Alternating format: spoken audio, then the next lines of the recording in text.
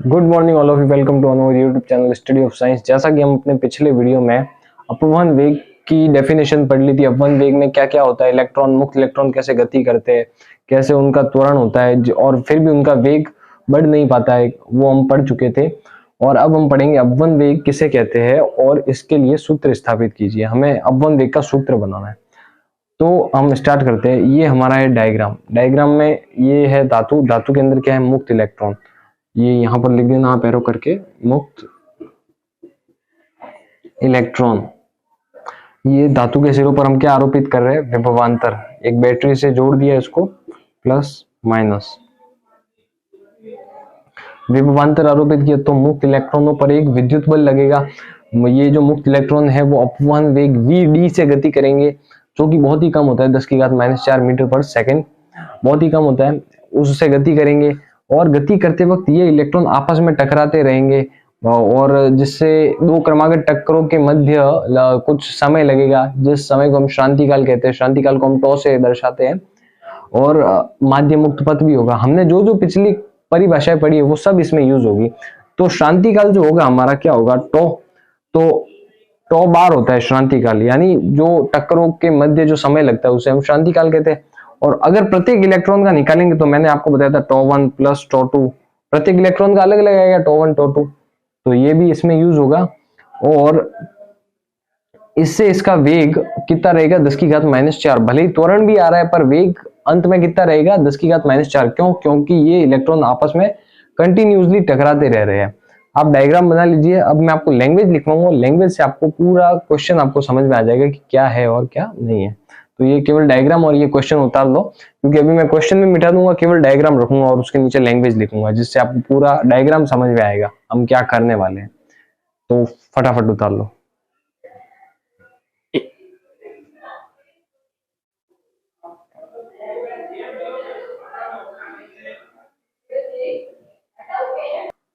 हाँ, तो अब हम बढ़ते हैं हमारी लैंग्वेज की तरफ कि माना चालक में उपस्थित मुक्त इलेक्ट्रॉनों की संख्या n है। ये जितने भी इलेक्ट्रॉन यहाँ पर आपको दिख रहे हैं कि 9 है, पर ये 9 नहीं है, बहुत सारे इलेक्ट्रॉन है, केवल मैंने बनाया 9। यहाँ पर बहुत सारे बन सकते हैं। चालक में उपस्थित मुक्त इलेक्ट्रॉनों की संख्या n है, बहुत सारे n। ये मुक्त इलेक्ट्रॉन vd अपवन वेग से गति कर रहे हैं।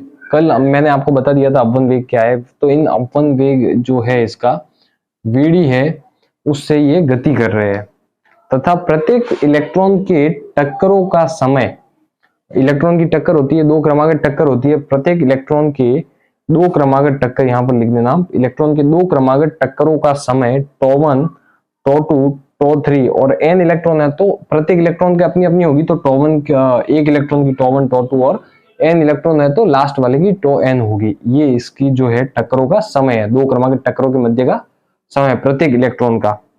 चालक के सिरों पर विभवांतर आरोपित करने से इलेक्ट्रॉनों में ए त्वरण उत्पन्न हो जाता है। कल मैंने आपको बताया था, जैसे हम विभवांतर उत्पन्न करते हैं, ये जो इलेक्ट्रॉन है इन पर ए त्वरण उत्पन्न हो जाता है, पर इनका वेग नहीं बढ़ पाता है। वो कल की बात है। आज हम यही यहां तक ही पढ़ेंगे कि इन पर ए त्वरण उत्पन्न हो जाता है।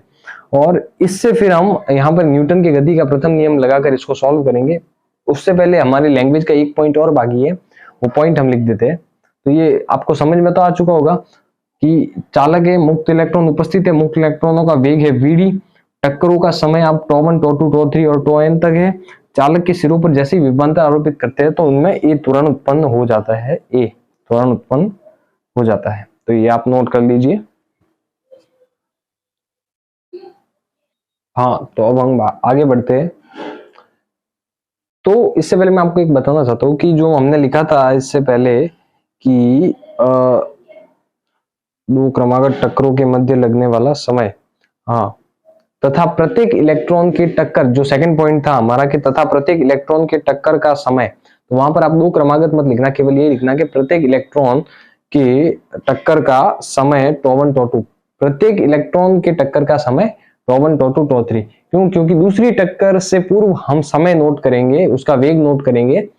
तो दूसरी टक्कर होने से पूर्व, यानी कि ये जो हमारा है इलेक्ट्रॉन, मुक्त इलेक्ट्रॉन है, ये टकरा रहा है इस धनायन से। उसके बाद यहाँ पर भी एक है धनायन, यहाँ पर टकराया। जैसे ही यहाँ पर ये टकराया, यहां से इधर जब आ रहा है तब हम इसका वेग निकालेंगे, तो दो क्रमागत टक्कर नहीं है कि वहां पर केवल आप इतना ही लिखना कि तथा प्रत्येक इलेक्ट्रॉन के टक्करों का समय टो1 टो2, सेकेंड वाला पॉइंट बोल रहा हूं, एक बार आप वापस अपनी कॉपी में देख लेना। तथा प्रत्येक इलेक्ट्रॉन के टक्करों का समय टो1 टो2 टो3 डैश डैश डैश टोn है चालक के सिरों पर विभवांतर आरोपित करने पर, जिससे इलेक्ट्रॉनों में ये त्वरण उत्पन्न होगा। तो ये ठीक है, आप नोट कर लो ये पॉइंट। और अब मैं आपको बताता हूं कि ये कैसे आया कि दूसरी टक्कर होने से पूर्व इन इलेक्ट्रॉनों का वेग क्रमशः, आपने न्यूटन का फर्स्ट नियम पढ़ा होगा 11th क्लास में, v equals to u1 plus a u plus a t. u क्या है? उस इलेक्ट्रॉन का प्रारंभिक वेग। t क्या है? t समय है, उस इलेक्ट्रॉन को, उस डिस्टेंस को, उस वेग में कितना समय लग रहा है उसको उस दूरी को तय करने में। a क्या है? वो त्वरण है। तो यहां से इससे पहले हम त्वरण निकाल चुके हैं कि विभवांतर आरोपित करने पर इलेक्ट्रॉन पर ए त्वरण लगेगा।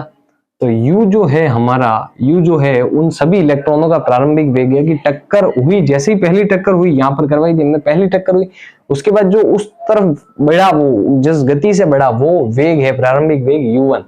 ये जो है वो त्वरण है, और टो1 जो है वो श्रांति काल है, जो उसके पास जाने में उसको जो टाइम लगेगा वो श्रांति काल है, और वो श्रांति काल यहाँ पर हमने टी की जगह टो रखा है। तो ये आप समझ गए होंगे कैसे किया। तो अब ये आपने नोट कर लिया होगा।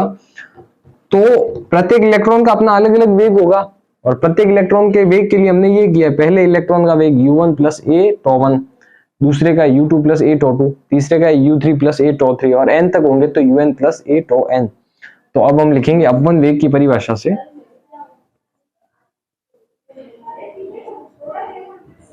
वेग की परिभाषा से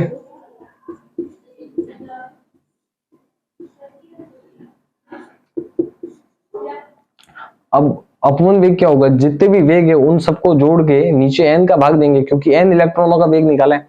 तो अपवन वेग को हम किससे लिखते हैं? vd। vd v के साथ d नहीं है, v के नीचे d है, इक्वल्स टू, अब हम लिखते हैं यहां से u1 प्लस ए टो1, ये एक आ गया, इसके बीच में ये प्लस आ गया, u2 plus A टो2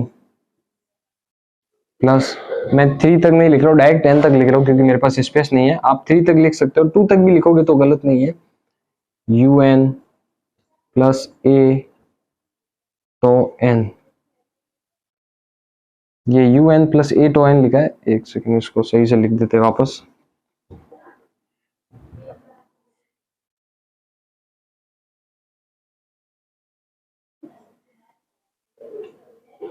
un plus a to n upon divided by n। n से डिवाइड क्यों किया? क्योंकि यहाँ पर n इलेक्ट्रॉन है इसलिए। अब इसको हम खोलते हैं, vd इक्वल्स टू, इसको ओपन करेंगे तो u1 u2 u3 सबके बीच में प्लस का निशान है, तो u1 u2 u3 को सब मैं इस साइड ले लेता हूँ, तो ये आ जाएगा u1 plus u2 plus u3 dash dash dash un तक है ब्रैकेट। इन सब में से मैंने u बाहर ले लिया, कॉमन ले लिया है, u1 plus u2 plus u3 u4 और un तक है, इसलिए un यहां से कॉमन ले लिया। तो अंदर क्या बच गया हमारे पास? ए टो1 ए टो2 ए टो3 ए टो4। तो इसमें से भी मैं क्या कर रहा हूं, इसमें से भी मैं ए को कॉमन ले लूं बाहर, इन सब में ए तो कॉमन है ना, ए टो1 ए टो2 ए टो3। तो यहां पर ए हमारे पास क्या आ गया? कॉमन आ गया। यहां से आएगा tau one plus tau two dash dash dash tau n तक आएगा, और नीचे तो हम n का डिवाइड दे ही रहे। अब हम आगे बढ़ेंगे इसके, यहां तक आप नोट कर लो, और आगे बढ़ेंगे। आपको ये ऊष्मीय वेग की परिभाषा तो पता है, ऊष्मीय वेग से हमने निकाला था कि ऊष्मीय वेग जो होता है हमारे पास शून्य होता है, u1 plus u2 plus u3 plus u4 dash dash un तक, और उसमें n का डिवाइड देते हैं। इसको हम सेपरेट कर लेंगे पहले, एक बार आप ये नोट कर लो, उसके बाद हम आगे बढ़ते हैं।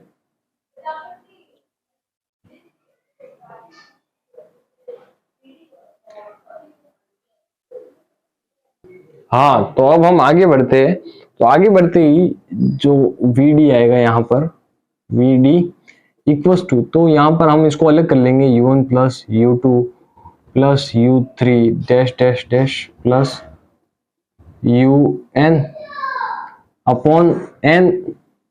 ये हमारा उसमें वे हो गया, ये तो ऑलरेडी शून्य ही हो जाएगा, प्लस A कॉमन आ गया तो τ1 plus τ2 dash dash dash τN plus plus आ गया, ये ब्रैकेट बंद, अपॉन N। तो हम ऊष्मीय वेग की परिभाषा से हम जानते हैं कि क्या होगा आगे। ऊष्मीय वेग की परिभाषा एक बार आप ये नोट कर लो, उसके बाद मैं आपको बता देता हूँ।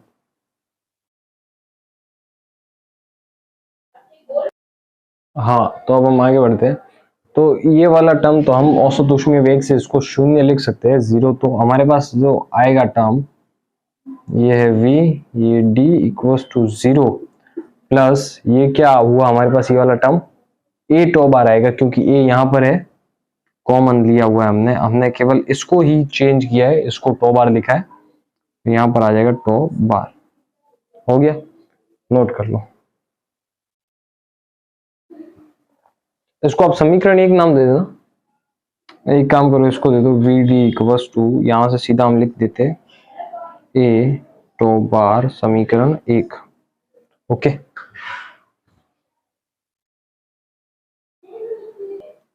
हाँ, तो ये जो है F इक्वल्स टू M है, ये तो हम बहुत छोटी क्लास से पढ़ते आ रहे हैं, 10th आई थिंक 10th में 9 10 में आ गया था कि बल बराबर द्रव्यमान इंटू त्वरण।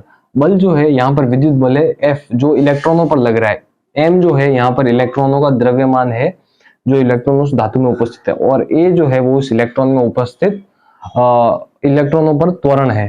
तो इसको मैं क्या लिख सकता हूँ, यहाँ से A equals to F upon M लिख सकता हूँ। A इक्वल्स टू, यहाँ से M को इसके नीचे भेज दिया, इसको समीकरण 2 नाम दे देंगे। तो यहाँ से मैं लिखूंगा फ्रॉम इक्वेशन, समीकरण 1 व 2 से, फ्रॉम इक्वेशन 1 एंड 2 क्या हो जाएगा, VD इक्वल्स टू A टॉ बार था, तो A की जगह हम क्या लिख सकते हैं, F अपॉन M, और यहाँ पर टॉ बार एज इट इज, ये आप नोट कर लो। इसको समीकरण 3 नाम दे देना। हाँ, समीकरण 3 हो गई है। हाँ, तो अब यहां से हम लिख सकते हैं F इक्वल्स टू QE। ये फॉर्मूला कहां से आया, हमने सेकंड चैप्टर में एक टॉपिक पढ़ा था। ये बल है जो कि इस विद्युत इस हमारे धातु के अंदर जो इलेक्ट्रॉन है उन पर लग रहा है, और कैसे लग रहा है वो मैं बताता हूँ आपको। जो कि हमने एक फॉर्मूला पढ़ा था, E equals to Q upon F, ये हमारे था सेकंड चैप्टर में। तो यहाँ से Q कब था, क्योंकि Q वो उसमें आवेश था, यहाँ पर आवेश के रूप में क्या है, उपस्थित है इलेक्ट्रॉन। तो यहाँ पर हम इसकी जगह लिख सकते हैं F equals to minus E। तो ये जो है हमारा विद्युत बल है।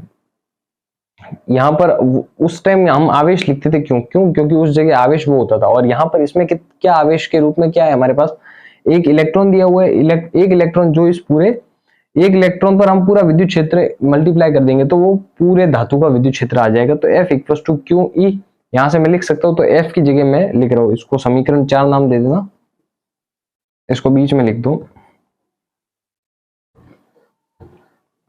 ये आप साइड में लिख देना कॉर्नर में, ताकि आपको पता रहे। और ये यहां पर आ जाएगा, हमारे पास आ जाएगा F equals to minus E into E। और ये तो मैं आपको कल भी बता चुका हूं कि ये बल लगेगा, विद्युत बल इलेक्ट्रॉनों पर जब विभवांतर आरोपित होगा तब।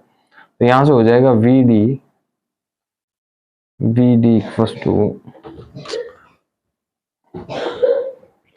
हाँ, तो फ्रॉम इक्वेशन 3 एंड 4 यहां पर कर देते हैं हम, फ्रॉम इक्वेशन 3 एंड 4। तो यहां से क्या हो जाएगा, हम ये इस F की वैल्यू इसमें रख देंगे, तो VD equals to minus E upon M, और ये है हमारा टॉ बार, ये आ गया हमारे पास,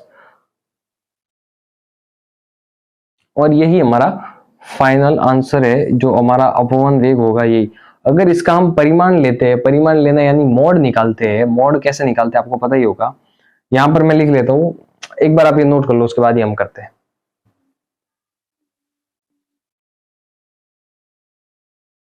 हाँ, तो ये हमारा लास्ट फॉर्मूला आया। अब परिमाण लेने पर, यानी इस माइनस के निशान को अगर हटाना हो तो हम मोड़ लेंगे परिमाण लेने पर। परिमाण को इंग्लिश में मोड कहते हैं और वो हम ऐसे लेते हैं वी डी इक्वल टू, आपको पता ही होगा, माइनस ई अपॉन एम तो बार। अब ये इस मोड के अंदर आते ही इसकी वैल्यू क्या चेंज हो जाती है, पॉजिटिव में चेंज हो जाती है, तो ये माइनस का निशान जो है हमारे पास हट जाएगा अपॉन एम। तो ये हमारा फाइनल आंसर आता है। तो यहां तक आप नोट कर लो। इसके बाद एक पॉइंट और रह जाता है कि विद्युत क्षेत्र व विभव में संबंध जो है वो मैं आपको बताता हूं। हाँ, तो अब हम ये फॉर्मूले का यूज करेंगे, E equal to V upon L. ये आया कहां से? सेकंड चैप्टर में हमने पढ़ा था विद्युत क्षेत्र विभव में संबंध, तब वहां पर आया था, हमने यूज किया था D E equal to D V upon D R. D R वहां पर क्यों यूज किया था? क्योंकि वहां पर डिस्टेंस हमने माना था आर और विभव माना था वी, इसलिए डीवी। यहाँ पर डिस्टेंस जो है, मैं आपको ये चीज बोलना भूल गया कि ये जो हमारा धातु लिया था हमने, धातु की प्लेट ली थी, इसका जो हमारा डिस्टेंस है, इस प्लेट की जो लंबाई है वो है एल, इसलिए यहाँ पर इसकी जो लंबाई थी वहां पर आर थी, इसलिए आर यूज की थी, यहाँ पर एल है इसलिए हम एल यूज करेंगे। इसको आप समीकरण 5 नाम दे देना, ये वाली, और इसको समीकरण नंबर 6। तो फ्रॉम इक्वेशन 5 एंड 6 से हम इसमें जो वैल्यू रखेंगे ई की इस वाले में, तो हमारे पास आएगा V D equals to E और यहां पर आ जाएगा v upon M L into top bar. ये हमारा फाइनल आंसर होगा अपवहन वेग का। अपवहन वेग, ये भी फॉर्मूला यूज हो सकता है, ये भी फॉर्मूला यूज हो सकता है, दोनों फॉर्मूले इंपॉर्टेंट है और दोनों ही आपको अच्छे से नोट करने हैं। पूरी डेरिवेशन बहुत अच्छे से मैं समझा चुका हूँ, तो आप एक बार वापस इस डेरिवेशन को देखना और एक बार खुद से करने का ट्राई करना, तो आपके माइंड में एकदम कंप्लीटली बैठ जाएगी। बहुत ही इजी तरीके से मैंने बताया है। तो आज का हमारा वीडियो यहीं खत्म होता है। ऐसे जुड़े रहिए हमारे यूट्यूब चैनल के साथ, स्टडी ऑफ साइंस। हमारे वीडियोस को लाइक कीजिए, चैनल को सब्सक्राइब कीजिए, और अगर कुछ भी आपको समझ में नहीं आता है तो आप कमेंट कीजिए, हम आपको और अच्छे से समझाने का ट्राई करेंगे। Okay, all the best. और ये नोट कर लेना,